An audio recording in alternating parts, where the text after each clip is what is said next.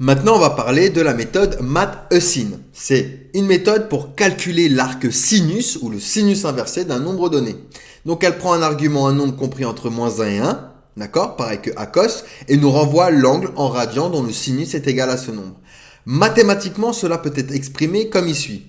On peut faire par exemple un sin de x moins 0, où 0 sera l'angle en radian. En d'autres termes, si vous avez le sinus d'un angle, la fonction math-sin va vous donner cet angle. Donc ici, par exemple, on va faire let x est égal à 0,5. Ensuite, je vais faire let angle est égal à math.sin de x. Et ensuite, je vais pouvoir afficher dans mon log angle.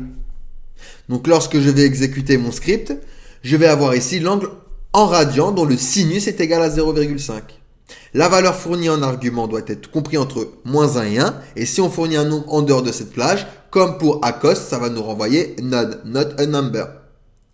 Il est également important à savoir que la valeur envoyée par math-sin est un radian. Donc pareil, si on souhaite du coup l'avoir en degrés, on doit le convertir, d'accord? La valeur, la convertir en multipliant par 180 et en le divisant du coup par pi, où pi sera la constante mathématique.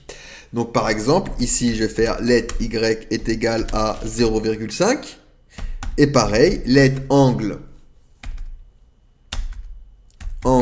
radian est égal à math.sin de x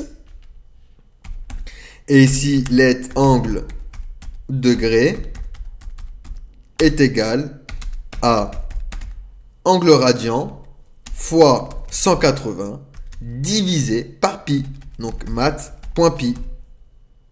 Et si je vais pouvoir du coup loguer angle degré.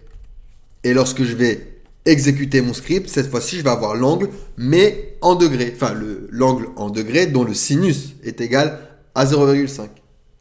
Donc voilà pour la fonction math-sin. Allez, posez-moi des questions si vous en avez, sinon on va pouvoir passer du coup à la suite.